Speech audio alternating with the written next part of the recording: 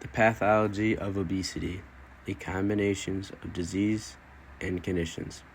Examples: genetics, personal behaviors, metabolic influences, neurological issues, leptin deficiencies, dysfunction of glucose and lipid metabolisms, unregulated cravings in the brain, and the gut hormones affecting satiety in the hypothalamus. Interesting thoughts about the origins of obesity. Research showed that obesity is an individual condition. Causes can share some common origins, but these cannot be attributed to an entire population. It is a battle between nature, genetics and epigenetics, the environment and the macro environment. Blaming an obese person for their condition is unreasonable and painful. Obesity is a global concern in terms of disease, cause, and deaths. Next, we will highlight the importance of epidemiology of obesity. Firstly, the occurrence of obesity in the U.S. is astounding, affecting 1 in every 3 Americans.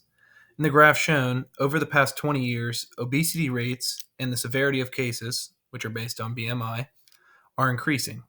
Cases of severe obesity affect 1 in every 11 Americans. Ethnicity also plays a part in the occurrence of obesity, as non-Hispanic blacks and Hispanics are more likely to have obesity, 49.6 and 44.8 respectively. Gender is another factor, as women are less likely to develop obesity compared to men. Overall, 100 million Americans have obesity. This includes all types of ages, genders, and ethnicities. Also under epidemiology, the distribution of health to individuals affected by obesity is very poor in the US. The issue doesn't exactly lie in the idea that obese people don't have access to healthcare. It's more so to do with their individual mental states. This is because many face discrimination as they are looked upon as lazy or unattractive. In some cases, reports have shown that obese people feel that others see them as lacking the willpower to make changes to their health. The discrimination that obese individuals face makes it less likely for them to seek help. Other barriers to health include the financial status of obese individuals, access to weight loss surgery, like liposuction, access to pharmaceutical care, and lifestyle choices, which for many are uncontrollable factors. In epidemiology, we also look at determinants of obesity, which include but are not limited to diet, sleep, financial state, physical exercise, stress, and genetic predisposition. However, a majority of these factors all stem from 2 major components: the financial status of an individual and the motivation or ability to lose weight.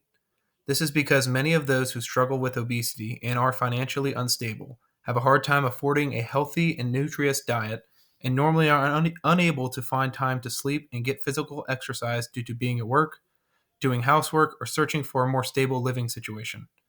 Stress is a cause of one or both of financial status and motivation. Many people experience stress on a daily basis, but think about it this way. How stressed do you think you would feel if you were living in a mobile home, had 2 children to provide for, and had an obesity problem that you were too ashamed to ask for help with? Do you think that you could make ends meet? This issue can also lead to many sleepless nights and long work hours, which, you guessed it, are 2 more determinants of obesity. Population. This graph is a good example of how obesity is becoming a widespread disease over time. The pink dots represent obesity rates from 2011, and blue dots represent the increase in obesity in 2021.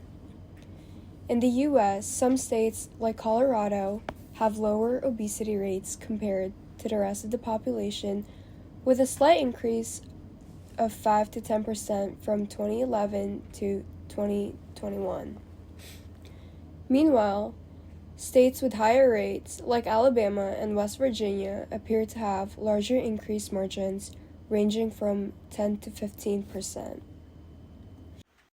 To be continued. As you can see, obesity rates have consistently increased across all racial and ethnic groups. From this graph, obesity has increased by 5 to 10% among Black and Hispanic populations, which now have higher obesity rates compared to white and Asian populations, where the increase is slightly lower at 3 to 7%.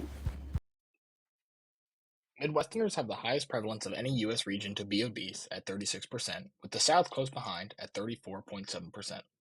Researchers attribute this to many reasons, such as genetics and culture, but most important is the caloric density of foods within these areas.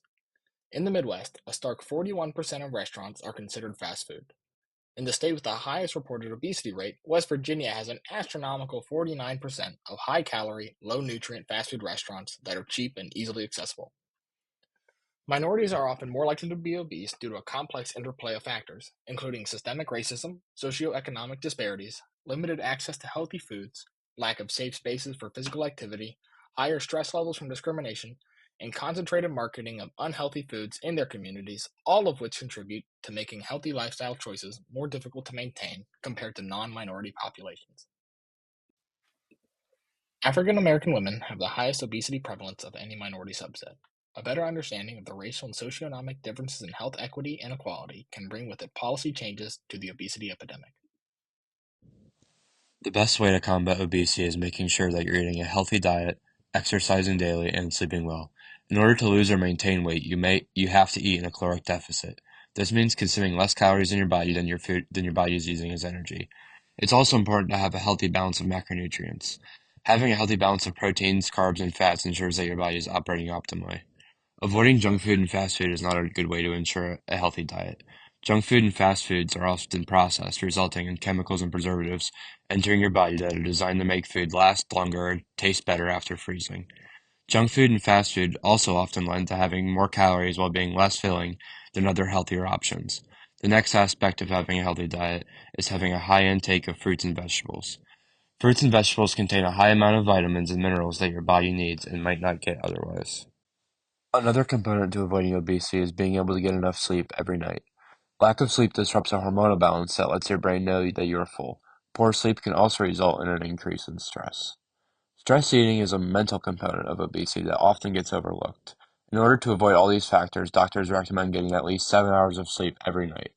The final way to combat obesity is through daily exercise. Exercise is important because it burns calories, allowing you to eat in a steeper caloric deficit. Exercise also gives an outlet to relieve stress, resulting in them to be less likely to stress eat. Exercise displays an exponential curve of benefits, meaning that there is never a point of diminishing returns.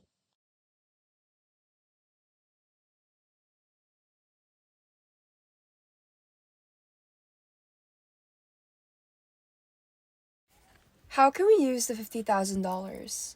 To solve obesity, we have to look at the two most common situations that cause obesity in the US. Obesity due to a lack of poor economic state and/or obesity due to a lack of motivation or reason to lose it. We can use the $50,000 by implementing a program similar to DARE in the younger ages. This program will help educate children on the risks of obesity, especially when they begin to develop their eating habits.